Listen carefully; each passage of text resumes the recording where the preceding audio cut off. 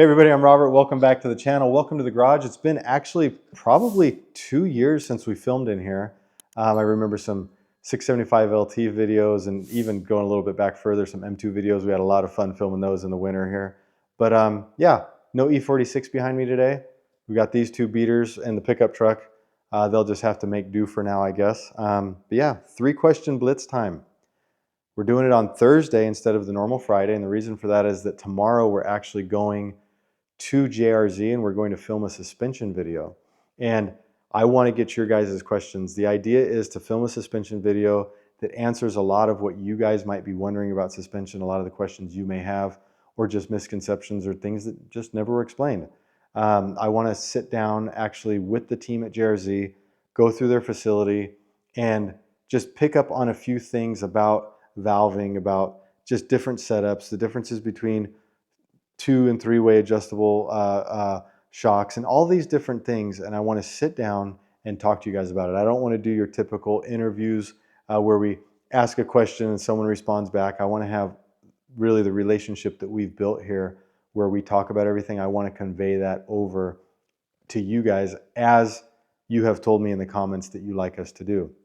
We've tried vlog style videos, we've tried different things, and we always come back to this being the discussion format that you guys enjoy, and honestly I enjoy it more too. It's much easier for me to talk about a topic, and it's actually a lot easier for me to talk about a topic when you guys bring it up, which leads me into this. Thank you, it's awesome. We put the E46 video out where we gave the update and spoke about the 22 upcoming episodes, and the feedback and the welcome and the excitement for the project just made it that much more fun for us. So really, again, thank you. I say it all the time jokingly, tier 1, you guys are tier 1, but really it's an awesome community. Very little negativity, very little fighting and bickering. It's actually really cool to see. You guys are knowledgeable, you know what you're talking about, and I learned stuff from you guys in the comments as well, so keep that up. Thank you very much. What are we doing with the 22 episodes? I said, tell me what you guys want to do. All the feedback you guys gave was really good. Some said 2 episodes a week, 1 to 2 episodes a week. But the common feeling that I got from everybody was, man, we don't want to be seeing until Christmas episodes coming out, knowing that that car's driving, knowing that the car's running on track. So let us brainstorm. Your guys' feedback, let us brainstorm a little bit. And what we're going to do is actually make this content basically gel in with live activity. So what we're doing today, okay, we're starting the engine. Here's what it took to put this engine in. Okay, we're working on the airbox, or listen to that airbox. It sounds amazing. Here's the process that we went through from selecting the airbox to installing the airbox. So we're actually going to more mesh it into real time, the footage that we have, so that it's more cohesive with what's actually going on, and you guys don't have to wait to see something that you might have already seen on Instagram, or you might have already seen going on stateside supercars on the track or something like that. And I think it's also going to make it more fun for us to kind of tie it together. So that's the way we're going to do it. We're going to mesh real time in with the builds, and we're still going to do it in the same episodes. It won't take much more time for us to edit and create these videos, and the schedule still flows as it should, as it was planned, that we're going to start coming out with that next week. So thank you for that. That actually brings a little bit of excitement to us. A little bit more difficult to edit, but that's Tom stamping the timestamps. He's going to handle it, so we're not worried about that, right, Tom? He's ready. So if you guys remember the 3-question blitz, 3 questions and a bonus. This time there were a ton of questions and a ton of comments that we could have gone through. A bulk of them were about the E46 build. We could probably do a 35-question blitz or a 40-question blitz based on what you guys had. Really good stuff. And we will continue to pick some in the future from this. Plan on once a week, 3-question blitz. The first one was kind of funny. I said we don't have a lot of negativity in the channel. I did get beat up a little bit over this. Why would you put PPF on an E46? This makes no sense. I said, well, let me, tell you why. And I mean, would you guys put it on your E46? I could understand if you said no. When we get into this era of car, we're getting to a point where you have young people that just want a robust, cheap track car. They buy something with 150,000 miles, 200-something thousand kilometers that's maybe had a rough life, but you know what? It's still a beautiful motor. It's still a great transmission. It's still a proper running car, and they might have paid 10, 12,000 bucks for that car. It's got sandblasted paint. It's kind of beat up, let's be honest. And you know what? They're out there running it on racetracks in, I don't know, Southern California or something like that. No, absolutely not. Don't put PPF on that car. But we have to think and we have to realize that we're getting to the point where these cars are starting to go in both directions. That's what happened with the E30 M3, for example. It was a car that for a while you couldn't give away. It was cheap. Sure, it was always the first M. It was always the first M3. It was always going to be a cool car, but it had a dip. And then it started coming out of that dip, and it was still had its cheap cars, and then you had the guys starting to get crazy with them. And now all of a sudden, if you want to get into one, especially in the United States, the prices are absolutely ridiculous. And here, I think for a high mileage kind of beater car, you're looking at 60, 70, 80,000 just to even get one that's not an Evo 2, nothing really fancy. Well, that's the direction that the E46 is going to be going. It's already starting to happen here in Europe, and it's going to go that way in the US. So at this moment, we have people like Pierre who are building very expensive E46s, like me who are building very nice E46s, and then you have the guys like I mentioned earlier that are building really low, or just buying low price cars because it is a fantastic platform. So one of my explanations was that for the price of what we did here, I could have easily bought the likes of a 458 Italia, or not even the oldest McLarens. I could get some mid-level McLaren platform. And he said, well, yeah, it would make sense if you had a Ferrari, then I would put PPF on it. And I said, well, this logic makes no sense to me. Let's look at it from this perspective. The GT2 behind us is completely PPF'd. There's not a square inch of that car that's not covered, from all the way under the bumper, down the rear bumper, etc. Well, if this car gets a rock chip on the hood or the bonnet, and I'll tell you why I said bonnet later, Tom will like this, is kind of funny. But if I were to get a rock chip on the car, it would cost me the same amount of money to fix it on the GT2 as it would the E46. There's no difference. So in my mind, we're building something that's on the higher end, but we still want to use the car. So of course we want to PPF it. This car right here is not PPF'd. The reason is that when I bought it, I've not done any paint work on it yet. It has stone chips on it. I already know that I need to repair, at a minimum, repair the paint and most likely repaint it. Once that happens, then I'm definitely going to PPF the car. So it really boils down to the condition of the car. It boils down to what's your use. If it's going to just be a garage queen and you're not going to ever drive it, then of course don't worry about it. But we have to think logically that these platforms are starting to go in two completely different directions.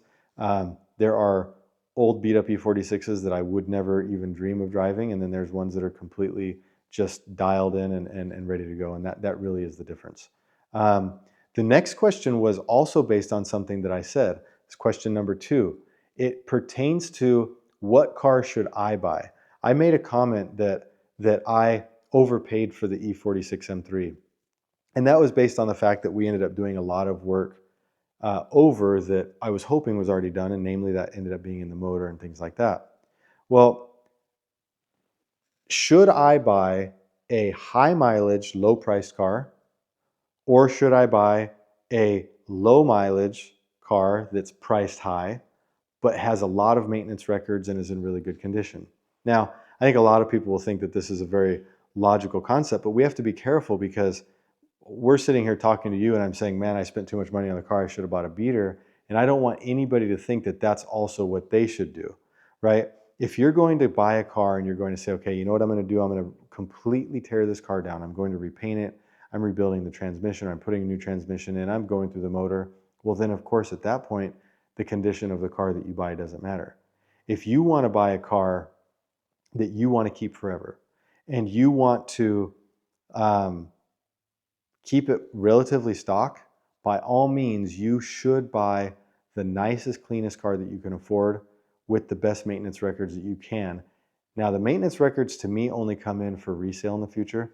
This car right here, I have really no maintenance records for, and I didn't really care because I knew what we were going to do with it. It's an Evo 2 M3, and I have the history where it was delivered. I know what color it was when it was delivered. I have the spec sheet. I have everything.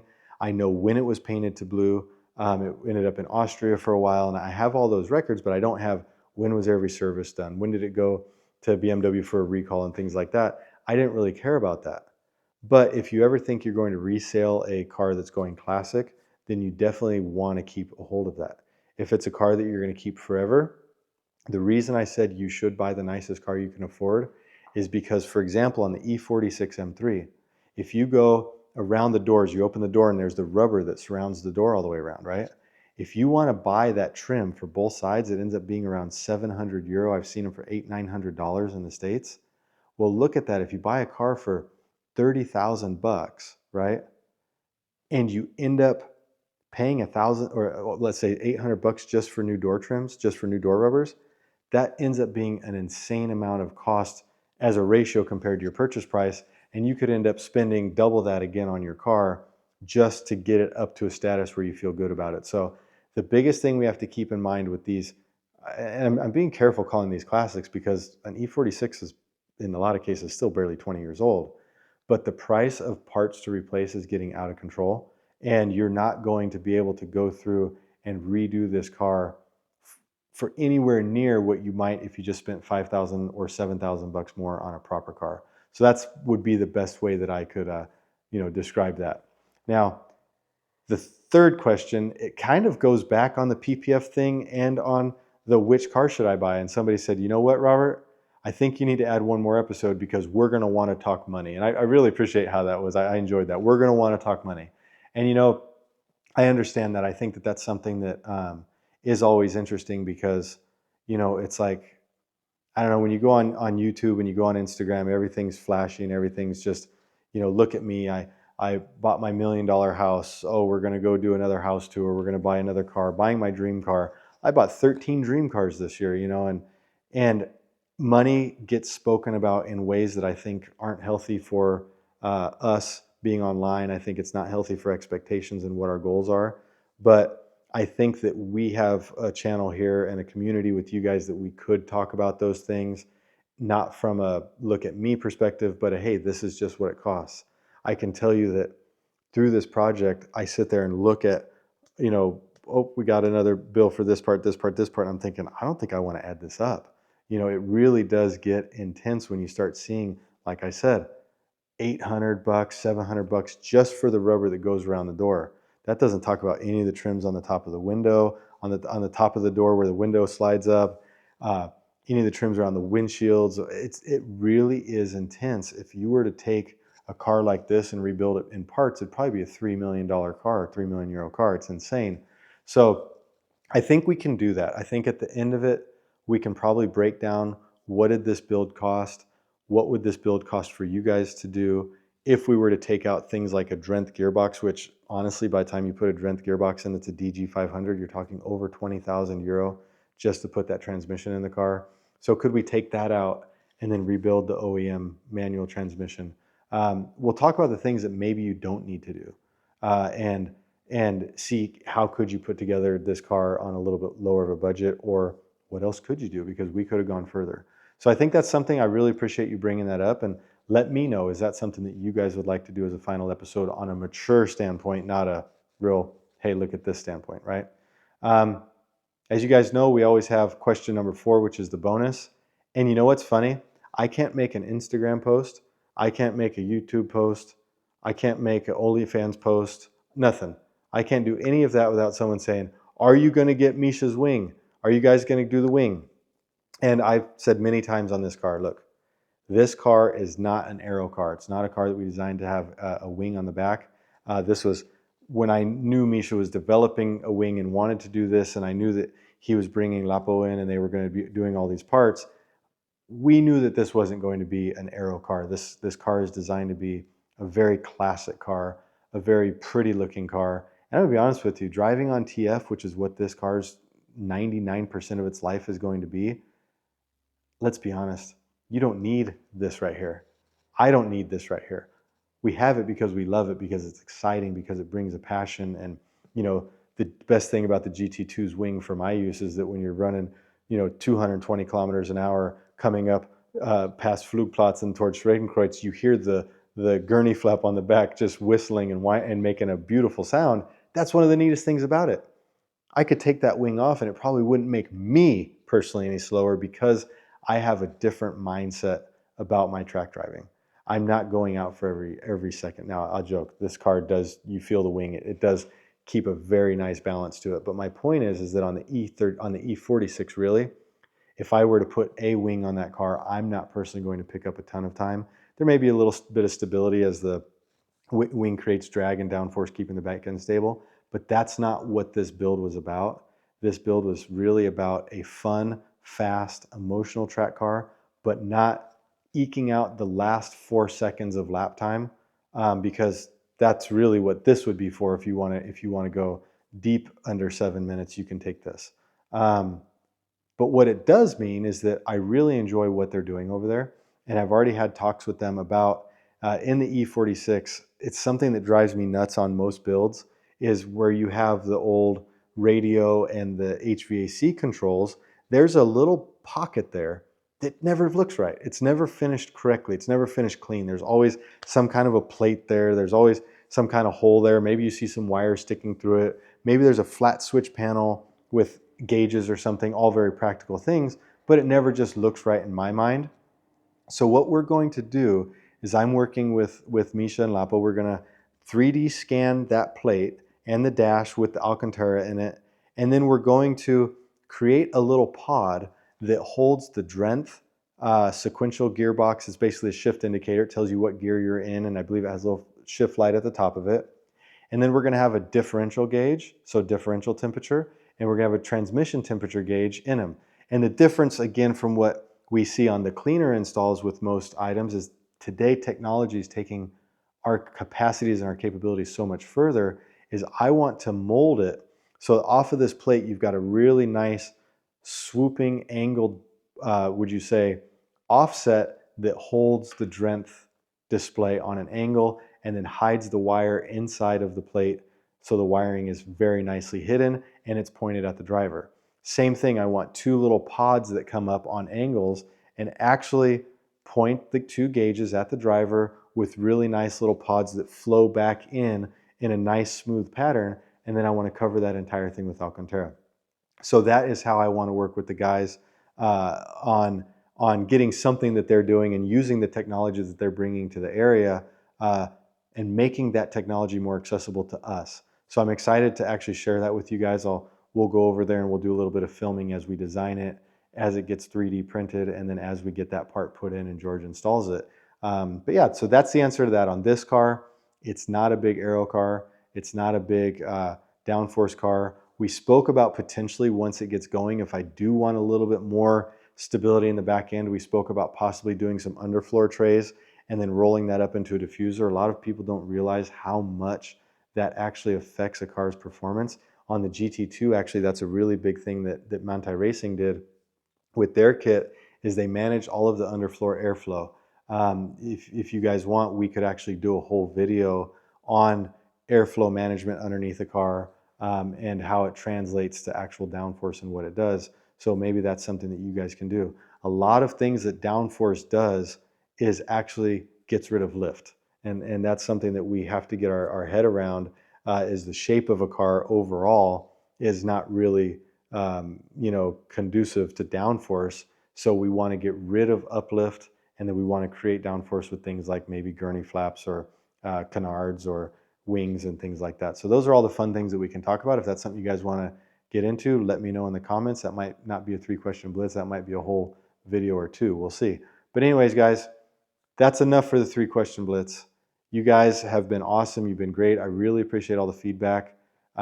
We enjoy just sitting down after we make the videos and chatting with you guys. Even my wife jumps in and she's, oh, look at this one. And if I miss it, I get on there and respond to it. Tom and myself, we both dedicate probably the first hour to 2 hours of a video coming out just to get in and talk with you guys. And we do it because your comments are always well thought out and we enjoy it. I enjoy seeing names come back that I remember from 6 months ago, a year ago. And it really is fun to see. I remember where you guys are from. I remember a lot of different things about you. So definitely keep that up. If you're new to the channel, if you're just popping in, get in the comments and say hi. We read every one of them. And it's really important to us. But again, tomorrow we're going to JRZ. We want to make the suspension video. We want to talk about how shocks work, how suspension works, what spring rates do, and different things like that. We want to talk about setup. if you're getting a little bit of understeer, if you're getting a little bit of oversteer, how can your shock settings affect that? We're going to talk about all that stuff.